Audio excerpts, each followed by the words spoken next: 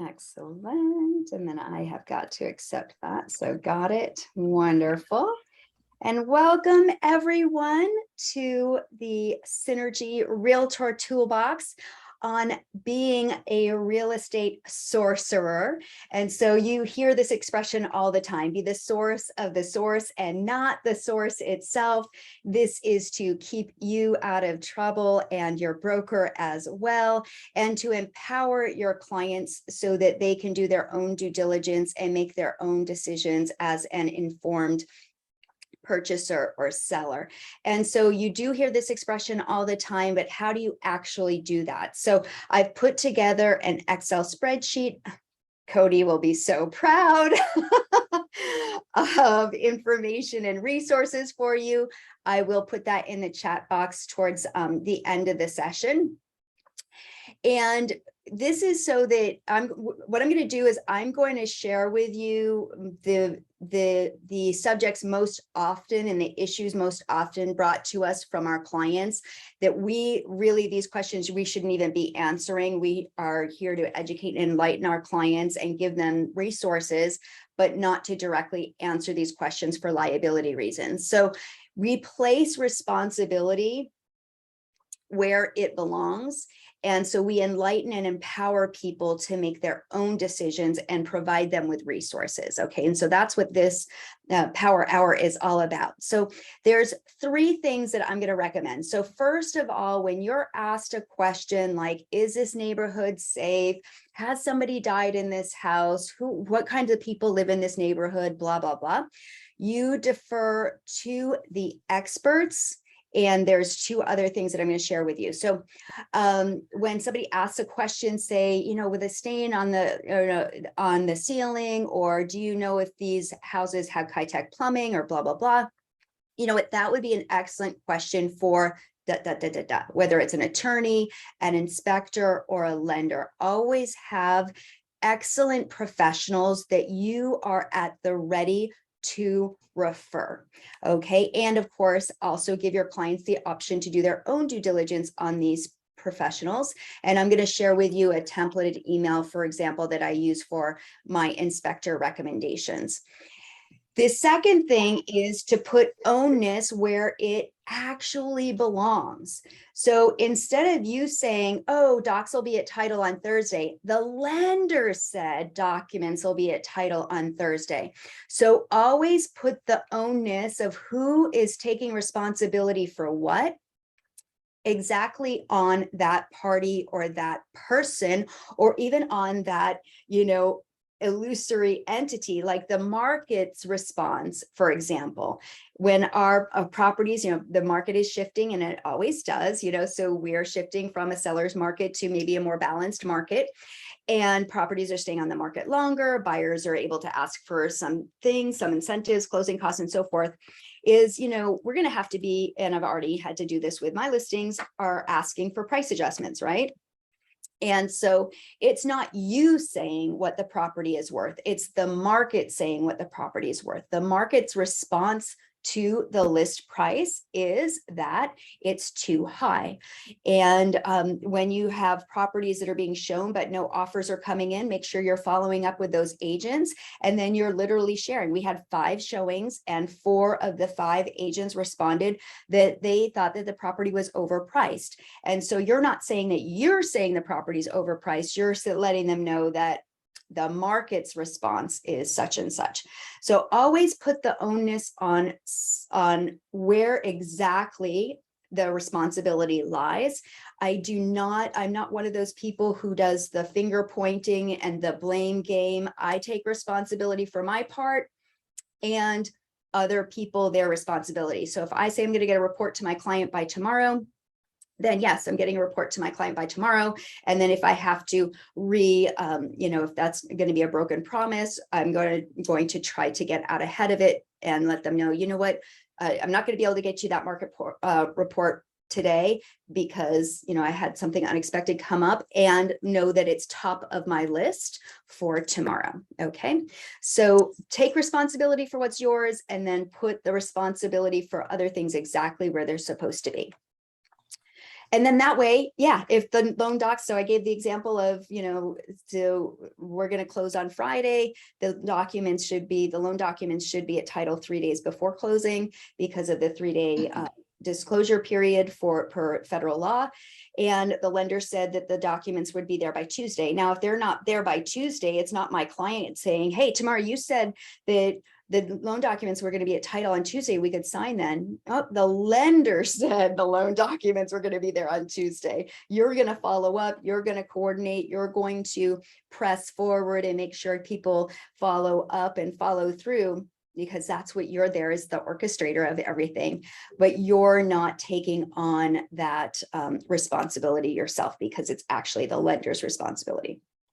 The third recommendation is to educate and enlighten your clients. So you're going to provide them with resources, you're going to educate them about things, enlighten them, things that they might not be aware of. So say they're asking about, I've had people ask, are there Muslims in this neighborhood, And so you might not be aware of that. That's actually a violation of federal fair housing laws.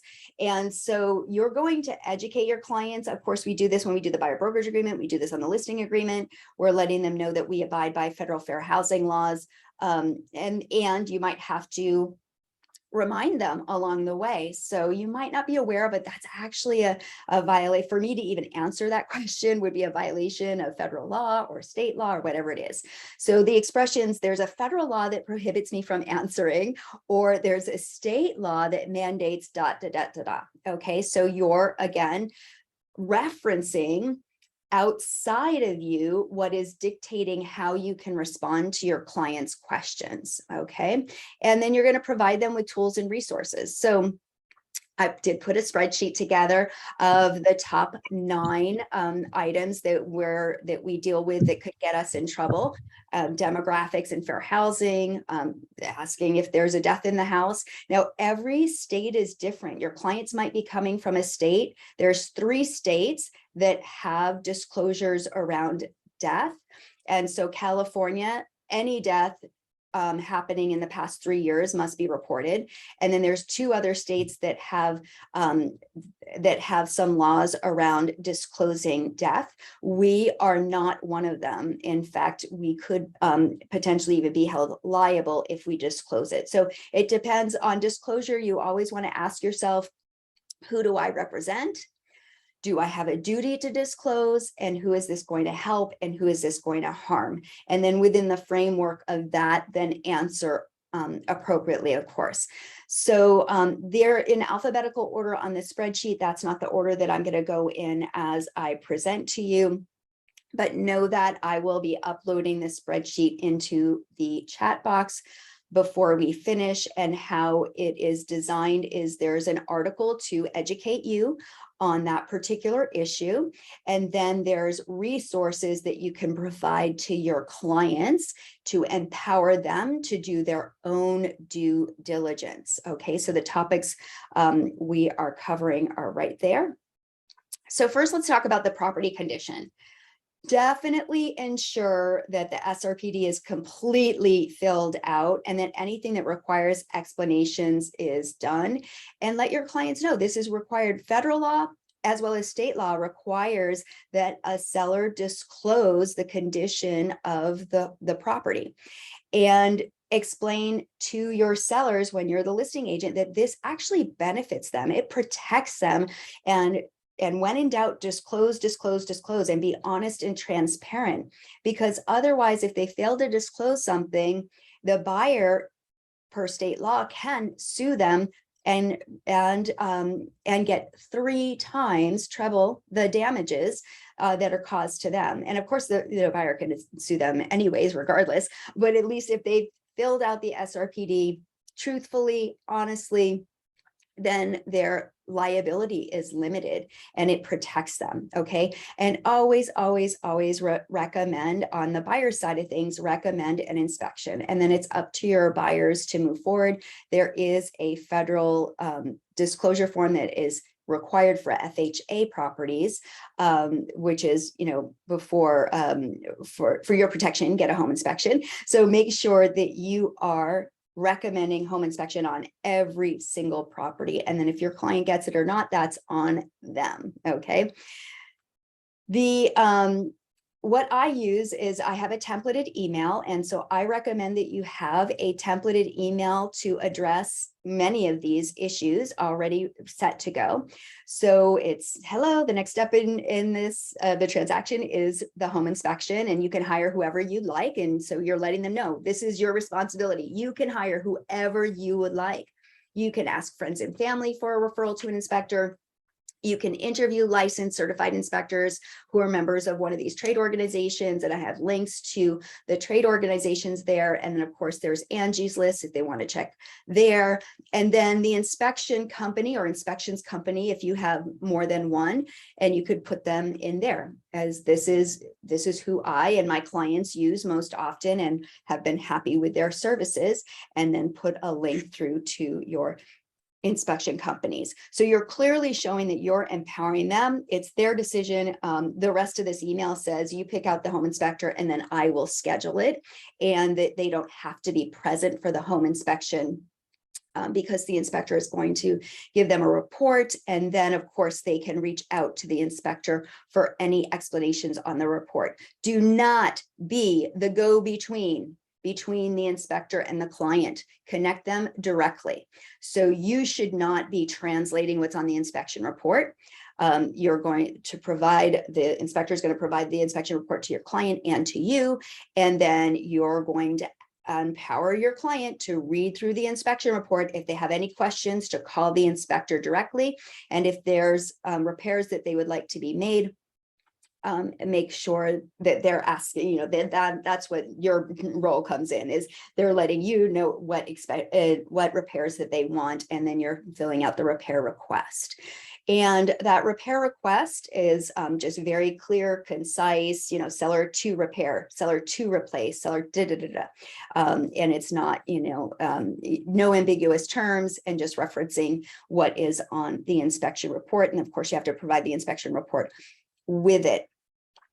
If the property is being sold as is, and so a lot of our properties right now are still being sold as is, and the seller is not making any repairs, that does not mean that the seller doesn't have to disclose and that the seller's not responsible for issues in the property. They're still responsible for disclosure, and it's just that they're saying we're not going to make any repairs. So in that instance, when I go to schedule the home inspection, I am giving the inspector a heads up that this property is being sold as is, and the inspection report is for information purposes only, so that when they do speak to the client and go over, you know, highlights with the inspection, that they're not saying, you got to get this fixed, you got to get this fixed, you got to get this fixed, or you got to get, you know, like the seller should fix this, the seller should fix that. No, it's the buyer is aware of the condition of the property. Are they going to move forward with the transaction or not? That is it. And so it is to empower our clients with information. But I frame it that way so that the inspector then can frame it that way, is, you know, once you get into the house, you probably, you know, want to take care of this, this, and this, you know, these other things, you know, they're going to be picky, of course, and they're going to be very thorough about their inspection. And that's the other thing, is setting up those expectations with your client. The inspector is going to be thorough. They are going to be very picky about things, and all homes, even brand new homes, there are issues with. And so setting up those expectations, educate, enlighten, empower, okay, your clients. The death in house. Okay, so there are some websites, diedinhouse.com and creepers.com. There are reports that you can order. So in the spreadsheet, I have a link to an article, Where Do Americans Die, actually, because it's not as common for people to die in a house now as it used to be back in the day. There are quite a few folks dying in hospice and hospitals and so forth. So 80% of Americans would prefer to die at home. However, despite this, 60% of Americans die in acute care hospitals. hospitals, 20% in nursing homes, and then only 20% of people are actually dying at home. So a minority of the folks are dying at home. Here's diedinhouse.com. They'd actually pay for a report to find out if somebody's died in the house. And so if they're looking at multiple and considering multiple houses, maybe they're going to do the 3 searches for $30 or just 1 for $12. And there's also Housecreep.com, and folks can go on public records and find information. They can Google things. Sometimes things are reported in the media. And so empower them to do their own due diligence. The article that I linked here is actually great because it gives suggestions to the client on how to empower them to do their own research and to actually do due diligence in general. I recommend my clients check out the house multiple times a day, go meet the neighbors. Anything that would deter them from purchasing the house, they should be checking out on their own. So they can do whatever they want during the due diligence period, and then they can cancel for any reason during that due diligence period. So they should do everything then. And to protect yourself, make sure that you're very clear in your scheduling and organizing your time of when the due diligence is ending so that you can give your clients a heads up. There's only 3 more days left to due diligence where you can cancel essentially for any reason. After this, you are committed to purchasing the property. Yes, do we know that there are other outs for them? Absolutely, but empower them that this is really their best chance to get out of the transaction if they want to, okay? Demographics and fair housing. And I've had all sorts of questions on this, and I'm sure many of you have experienced this if you've been in real estate for any amount of time. People asking about the makeup of the folks in the neighborhood, and of course there are federal and state laws with protected classes. You can go to HUD.gov and who's protected federally. Race, color, national origin, religion, sex, including gender identity and sexual orientation, which are the 2 added classes that we've specifically spelled out in Nevada law, familial status, disability, and then in Nevada law, we have ancestry as well. So that would essentially on a federal level be covered under national origin.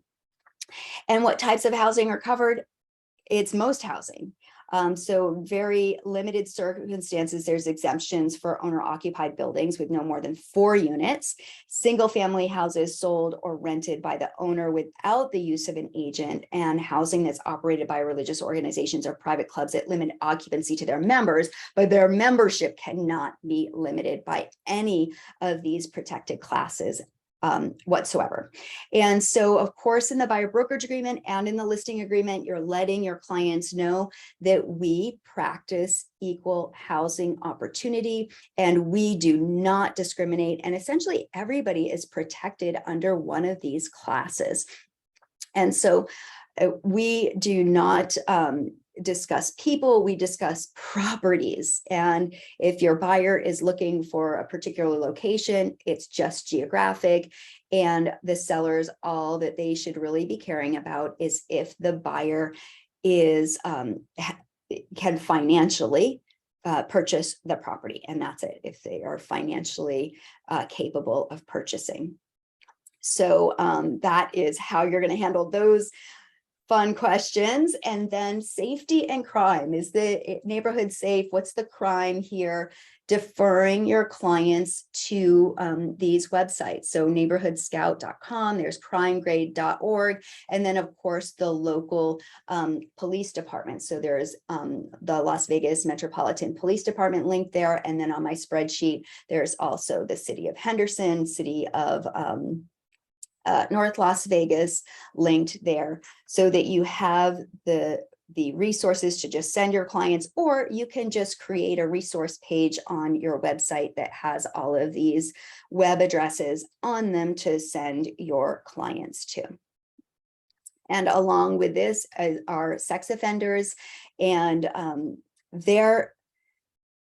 Now, remember, state laws are, every state has different laws around this, and around disclosing death in the property and crime stats as well. Here in Nevada, the onus of disclosing about the condition of the property is on the seller, and then due diligence is on the buyer. And the agents, we are just literally responsible for more the transactional portion of things. And so we do not have a duty in this state to disclose sex offenders. There is a website, nevadasexoffenders.gov, and in each one of the local police departments, they have their own page where you can search sex offenders. And so I would just send your clients to those pages. Schools. We want a good school. We're relocating to Las Vegas. We heard the schools aren't that great. We want to be in a good schools district. Again, just provide them with the information. There are plenty of websites that grade schools. So here's greatschools.org. I have one for public and private schools in the spreadsheet. You can send them to the Clark County School District website, but that's not something that we will research for clients. Now, if they tell us they want to be in a specific school district, then absolutely we can search by school district, but we're not picking out the school for our clients. We are empowering them to pick out the school. The zoning codes and permits, zonings change, building codes change. The process for permitting changes. And again, not giving definitive answers. You could say, I'm aware that, and then send your clients right to the appropriate website. So in the spreadsheet, I have links to the city of Henderson, Las Vegas, and North Las Vegas, as well as the clarkcounty.gov website. Empower your clients to, they want to know the zoning of the property next door. Currently, it's zoned at if you're aware, and you pull it up and see it, and zoning can change. And so I would check with the Clark County, see if there's any planning in the works for this, and but you take the onus off you and put it right to them doing their own research. The short-term rentals. Short-term rentals comes up quite a bit, and it was looking like maybe the laws were going to change around this for Clark County, where they're still not allowed. And then there's restrictions around the city of Henderson, Las Vegas, North Las Vegas, of what can be a short-term rental, what can't be. And there's a process to apply and so forth. So defer your clients to the websites. I have links to all of them in the Excel spreadsheet regarding short-term rentals. And then the legislator's website has information for the state of Nevada regarding short-term rentals. I'm aware that Hawaii, for example, actually already has short-term rentals right in their MLS, and because there are permits around those. When a property is permitted for short-term rentals, it's the property that gets the permit and not the people. And so when a property is sold, it can be sold as being approved already for a short-term rental, which is awesome, I think. So it's a searchable place in the MLS, but that is not the case for us. And until laws change around this, we just have to, play the game. So I wouldn't take on the responsibility of saying, oh yeah, just get a property that's not in an HOA and you're going to be fine. That's not quite the case. And you don't want to be pulled into that. So you empower them with the information, and they get to decide what they're going to do. I know I'm racing through all of these, and I would like to open it up for questions and discussion as well. So here's the shared resource that I'll be uploading into the chat box for you. And those of you who are with Synergy, you'll have this as a resource. I'll provide it to Lacey to put on our WhatsApp as added resources. And, maybe we can even make it a living document, and we can add in other challenges and other sensitive issues that you have, your clients have asked you and you're not quite sure how to answer. And then, you can put it to our leadership team, and we can, of course, provide you with information and resources, and we can keep building up this shared resource between all of us. And so before, we could stop the recording right here. So if at some time you want to stop the recording right here, we could do that. Otherwise, I'm going to open it up to discussion, and then also we'll be in closing. I know Cody has an announcement. And so I'm going to stop the share right here and look at all your beautiful faces. And I know that went really quickly. No, that was fantastic. That was great. I was taking notes the whole time. Yes. Shall I go ahead and pause our recording? Do we want to switch gears to going live, and everyone can show their Yeah, that's great. Okay, I'll go ahead and pause our recording.